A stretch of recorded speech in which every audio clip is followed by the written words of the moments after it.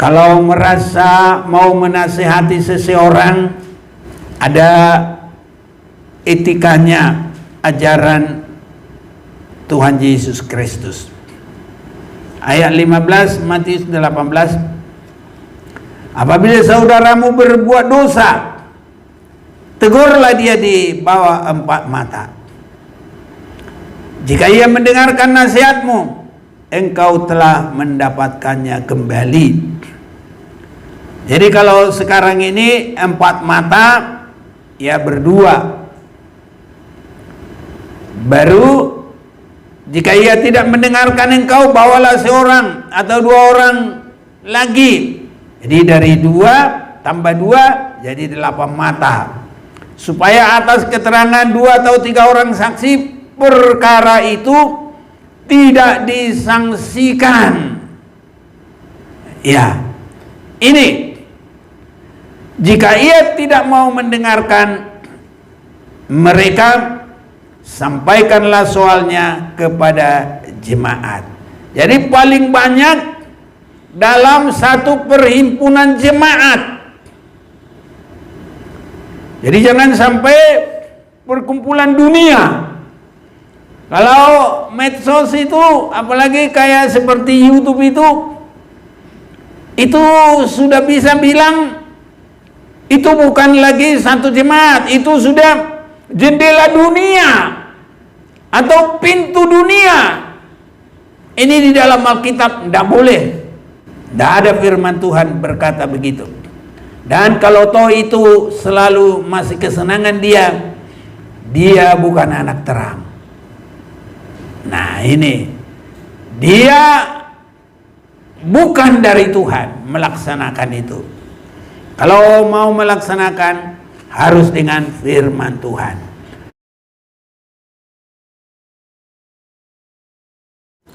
Saya sampaikan salam kasih dalam Tuhan kita Yesus Kristus bagi kita semua yang hadir di tempat ini, baik juga saudara-saudara kita yang mengikuti jalannya ibadah ini dimanapun berada, semua yang bisa dijangkau oleh sambungan saluran internet ini.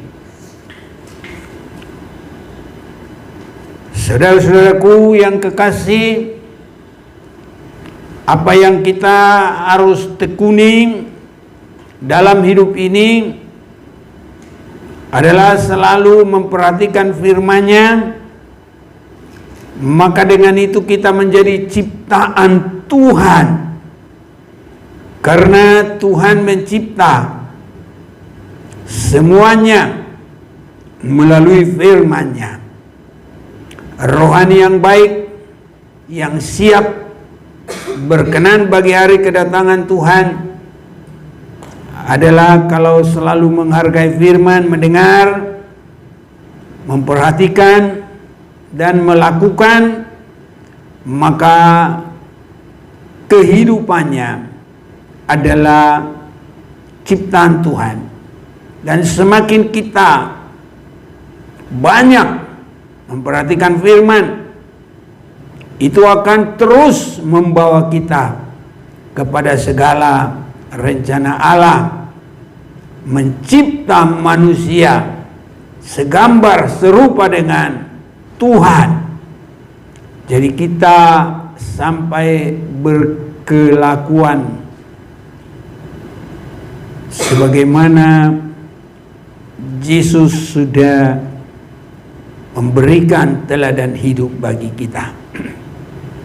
Saya mau mengajak kita memperhatikan firman Tuhan dalam Efesus pasal yang kelima. Kehidupan khusus anak-anak Tuhan, itulah kehidupan di dalam terang.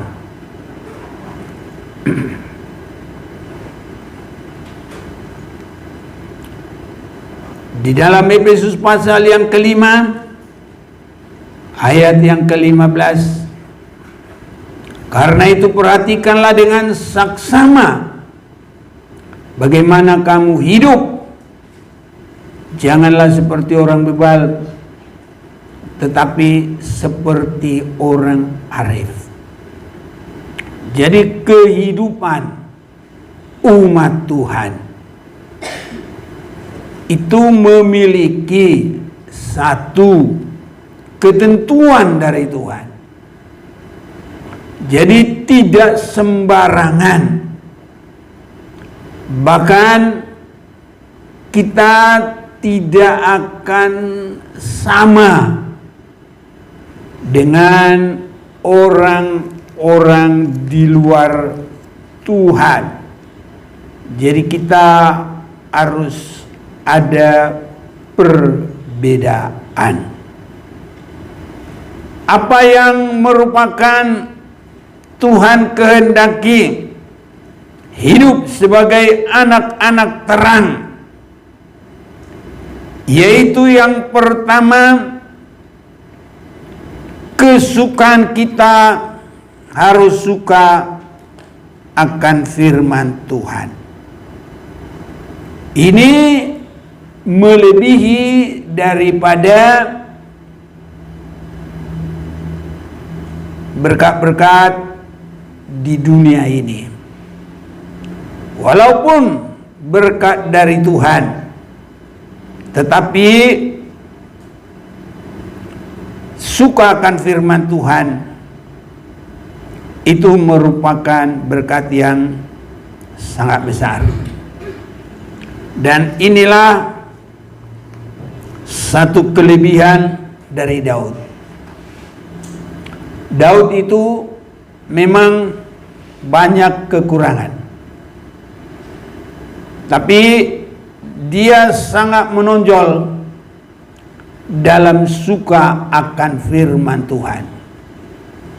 Jadi firman Tuhan itu dia gambarkan melebihi dari apapun kesenangan, kekayaan di dunia ini, sehingga dia mempunyai kesaksian di dalam kitab Mazmur. Semuanya kitab Mazmur, tapi khusus Mazmur 119 adalah kesaksian-kesaksian kerinduan daripada Raja Daud kepada firman Tuhan. Dan firman Tuhan di dalam Alkitab dalam satu pasal, inilah ayat yang terpanjang, 176 ayat.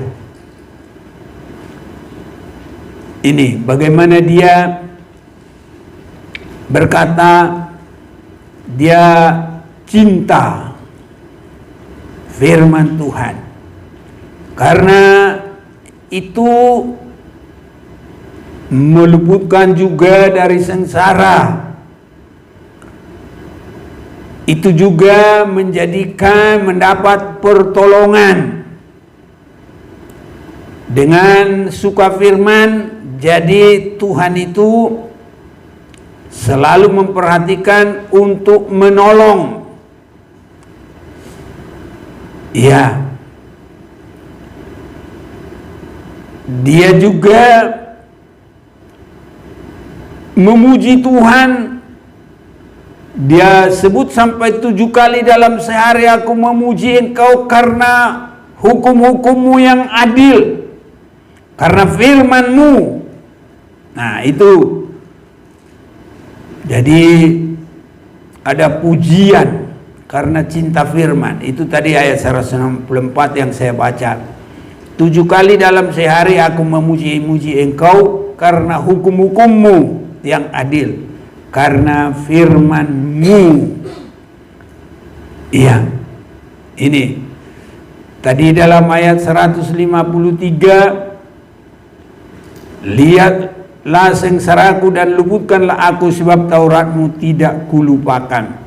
Jadi dengan cinta kepada firman Tuhan itu bisa tertolong dalam sengsara, bahkan Tuhan luputkan dari sengsara. Nah, jadi dia sangat mencintai firman Tuhan. Ayat 159, lihatlah betapa aku mencintai tita-titamu, ya Tuhan, hidupkanlah aku sesuai dengan kasih setiamu. Ini saudara-saudaraku, jadi Daud itu dia gembira atas firman Tuhan, melebihi dari banyak harta yang didapat, disebut jarahan. Ayat 162, aku gembira atas janjimu sebab orang yang mendapat banyak, seperti orang yang mendapat banyak jarahan. Jadi aku gembira atas janjimu. Itu sebabnya firman Tuhan itu janji Tuhan harus menjadi sukacita kita. Di dalam firman yang lain dia berkata firman itu kegirangan. Ayat 111, peringatan-peringatanmu adalah milik pusakaku untuk selama-lamanya. Jadi dia tidak memilih pusaka dengan harta benda dan yang lain-lain, tapi adalah firman Tuhan. Semuanya itu kegirangan hatiku. Itu jadi kegirangan di hatinya. Jadi semua dalam 176 ayat ini itulah kesaksian dari Raja Daud. Dan dia juga sadar kalau tanpa firman Tuhan dia binasa. Dalam ayat 92 kita masih baca juga, sekiranya Tauratmu tidak menjadi kegemaranku. Jadi pada saat itu firman Tuhan itu disimpulkan dalam Taurat. Beda dengan kita sekarang, sudah ada perjanjian baru, sudah semakin lengkap. Jadi kita katakan firman Tuhan. Jadi kalau pada saat itu dalam ayat 92 dia berkata, sekiranya Tauratmu tidak menjadi kegemaranku, maka aku telah binasa dalam sengsaraku. Jadi firman Tuhan itu mengangkat juga dari kebinasaan. Ini harus menjadi pengalaman bagi kita untuk mengutamakan firman. Dan dengan demikian Tuhan pasti akan semakin menolong kita. Dan ini memang pasti nyata. Dengan kita suka kepada firman, terlalu banyak berkat, kita menjadi orang yang berakal budi melebihi orang lain. Dalam pengertian kita melebihi orang lain yang tidak suka akan firman. Sehingga kita harus benar-benar rindu akan firman Tuhan. Dan firman itulah juga akan menghidupkan kita.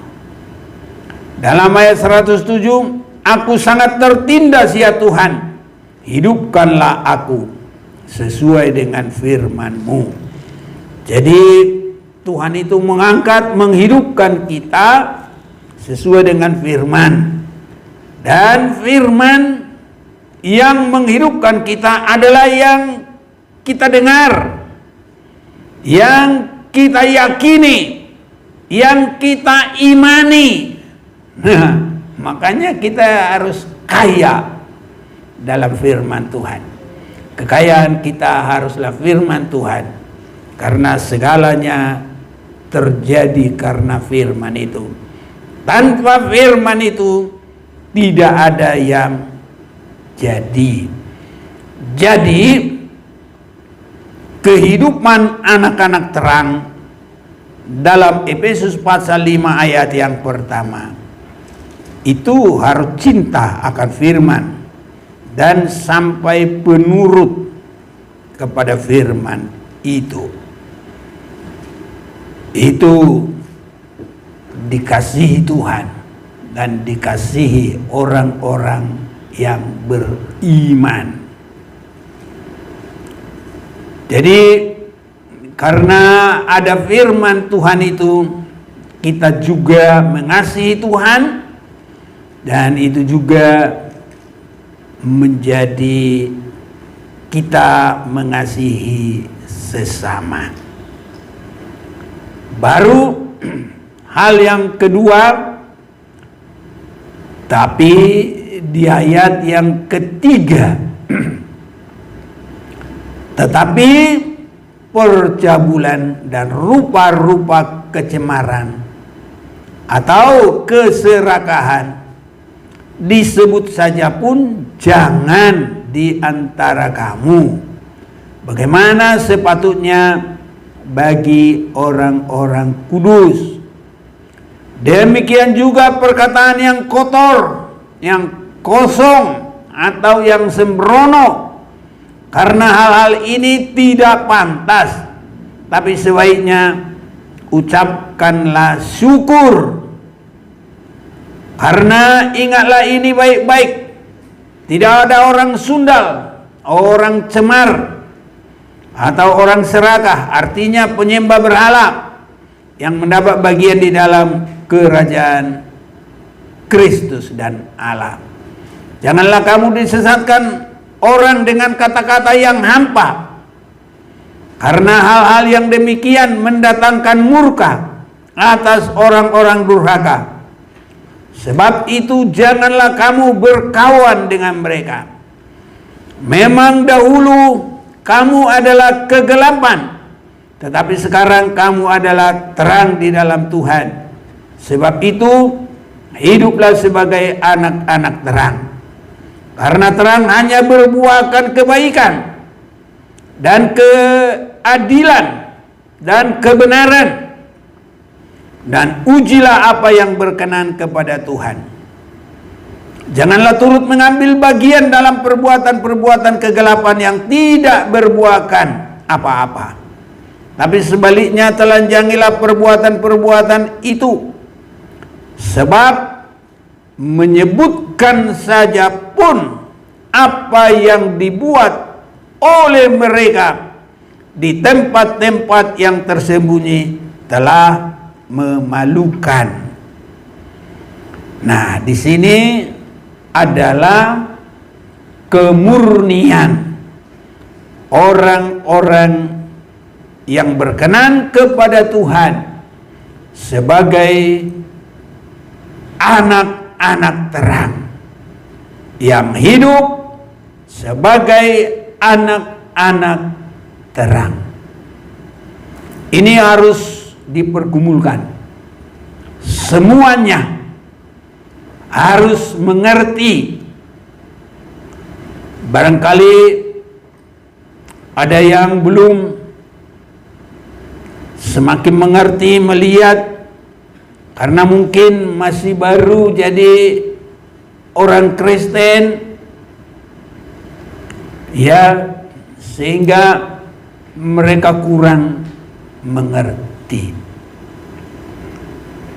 Apalagi saat sekarang untuk berbicara, karena kita sudah dengar di sini,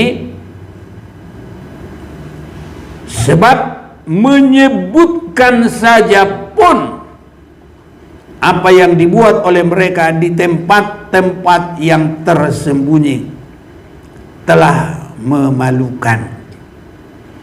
Nah, jadi ini di tempat-tempat tersembunyi saja telah memalukan, apalagi di tempat-tempat yang terang benderang.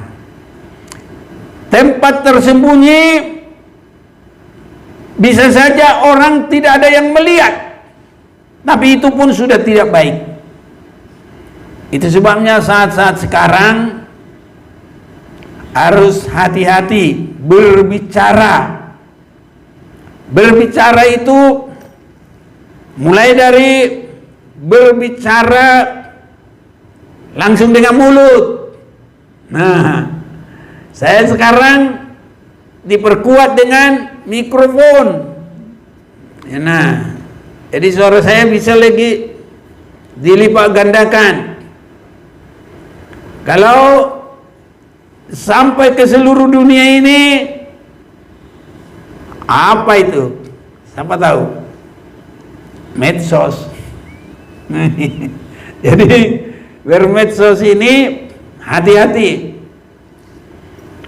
Nah, kalau mereka yang tidak mengerti, saya lihat seperti mereka bangga bisa dengan media sosial, YouTube, ya, berbicara dengan hal-hal yang tidak baik, tidak kudus, hal-hal yang kotor. Ini jangankan pendeta, semua anak-anak Tuhan yang hidup sebagai anak-anak terang, itu semua tidak boleh, ya, sampai mengucapkan kata-kata yang ada berkaitan dengan percabulan, dengan kecemaran. Jangan sampai menyebutnya saja di tempat yang gelap, itu sudah memalukan, apalagi diumbar di medsos, media sosial, YouTube, terang-terangan. Itu memalukan nama Tuhan, memalukan nama Tuhan Yesus Kristus. Jadi semua harus mengerti, jangankan di medsos, di tempat yang tersembunyi saja itu sudah memalukan. Ya, tetapi saat-saat sekarang banyak orang merasa ya itu suatu hal yang malah dia bangga-bangga dengan itu. Ya, kalaupun merasa dia mau menasehati seseorang karena mungkin ada terlibat dalam kecemaran, dalam dosa-dosa itu, ya, dalam firman Tuhan untuk menasehati itu tetap, kalau di medsos itu nggak bisa, nggak boleh. Ini harus diperhatikan ini semua ini.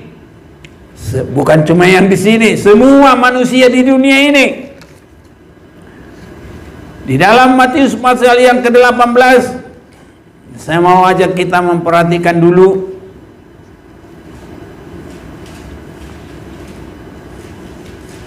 Kalau merasa mau menasihati seseorang, ada etikanya, ajaran Tuhan Yesus Kristus. Ayat 15 Matius 18, apabila saudaramu berbuat dosa, tegurlah dia di bawah 4 mata. Jika ia mendengarkan nasihatmu, engkau telah mendapatkannya kembali. Jadi kalau sekarang ini 4 mata, ya berdua. Baru jika ia tidak mendengarkan engkau, bawalah seorang atau 2 orang lagi. Jadi 6 mata atau 8 mata karena 4 orang.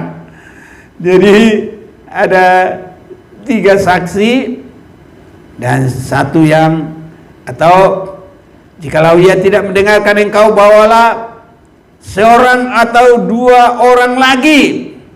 Nah, Jadi dari 2 tambah 2 jadi 8 mata. Supaya atas keterangan 2 atau 3 orang saksi perkara itu tidak disangsikan. Ya, ini jika ia tidak mau mendengarkan mereka, sampaikanlah soalnya kepada jemaat. Jadi paling banyak dalam satu perhimpunan jemaat. Jadi jangan sampai perkumpulan dunia. Kalau medsos itu, apalagi kayak seperti YouTube itu sudah bisa bilang itu bukan lagi satu jemaat, itu sudah jendela dunia atau pintu dunia. Ini di dalam Alkitab tidak boleh. Jadi pertama 2 atau 2 orang 4 mata, ini mungkin bisa ini kata-kata sekarang japri, jaringan pribadi. Nah ini baru boleh bawa 1-2 saksi lagi. Jadi ya jadi 2-4 orang 8 mata. Paling besar hanya dalam satu jemaat, bukan satu sinode. Nah, apalagi kalau medsos, jendela dunia, berdosa yang melakukan itu. Tidak ada firman Tuhan berkata begitu. Dan kalau toh itu selalu masih kesenangan dia bukan anak terang. Nah ini, dia bukan dari Tuhan melaksanakan itu. Kalau mau melaksanakan harus dengan firman Tuhan. Dan sebagai umat-umat terang, sebagai anak-anak Tuhan, jangankan di tempat-tempat yang banyak, di tempat tersembunyi saja, kalau berkata-kata dengan itu adalah sudah memalukan. Itu supaya kita juga dari mulut yang satu nanti menyembah Tuhan. Ini jangan kita pakai menyembah Tuhan, kita pakai membicarakan kesalahan orang. Apalagi ya itu bukan dalam kasih untuk menasehati. Sudah ada menghukum, sudah ada ya menyakiti dengan sengaja. Biarin, kata sebagian. Tapi kalau masih ada kasih, mengasihi, caranya adalah harus sesuai dengan firman Tuhan. Ya, harus diperhatikan dengan sungguh-sungguh. Jadi dikehendaki Tuhan, tetapi segala sesuatu yang sudah ditelanjangi oleh terang itu menjadi nampak. Jadi bukan kita yang menelanjangi, terang itu sendirilah.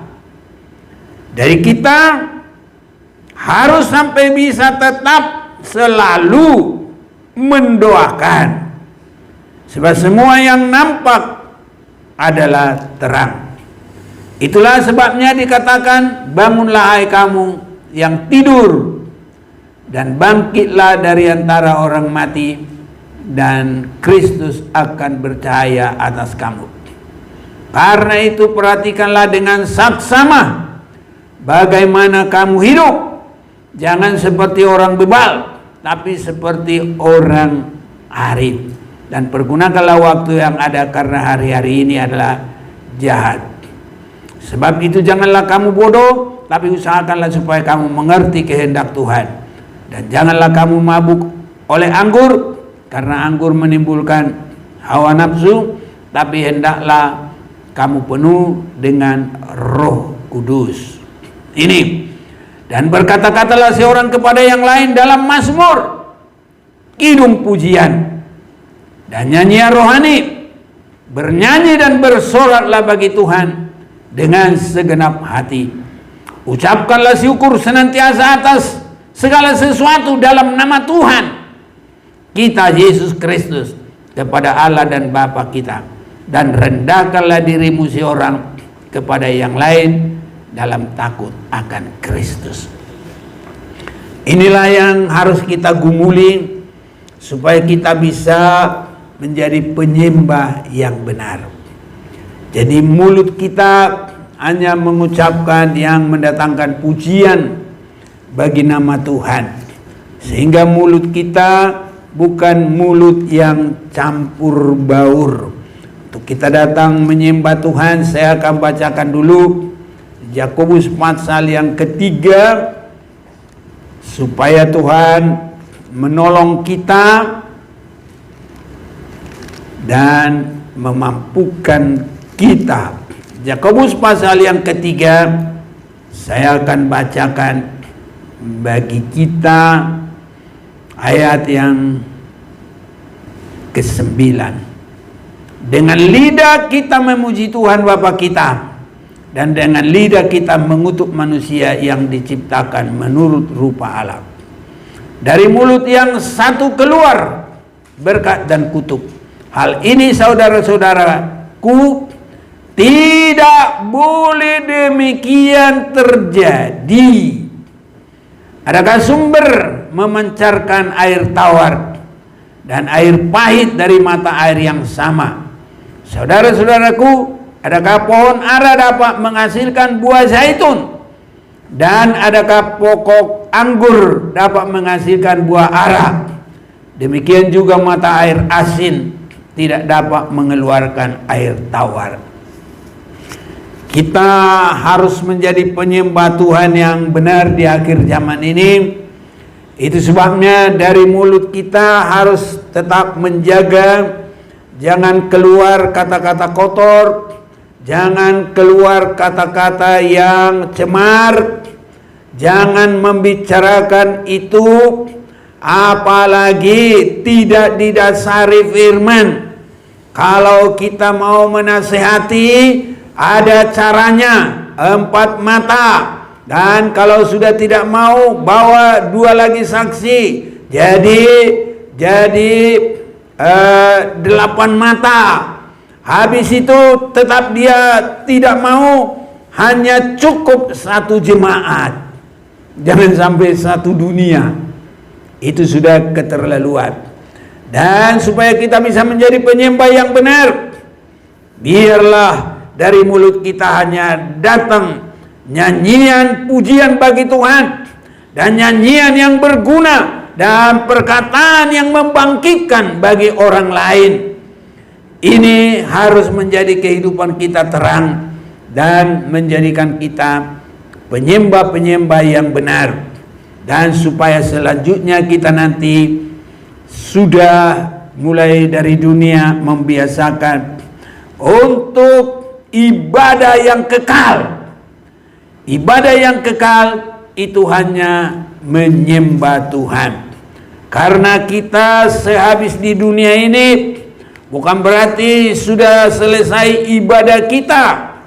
Ibadah kita dalam kekekalan juga akan tetap terjadi. Dan ibadah di dalam kekekalan untuk hormat kebesaran bagi Tuhan. Hanya untuk hormat kebesaran bagi nama Tuhan. Dalam Wahyu 22 ayat 3, maka tidak akan ada lagi laknat. Tata Allah dan tata anak domba akan ada di dalamnya, dan hamba-hambanya akan beribadah kepadanya. Ibadah yang kekal ini hanya untuk hormat bagi nama Tuhan.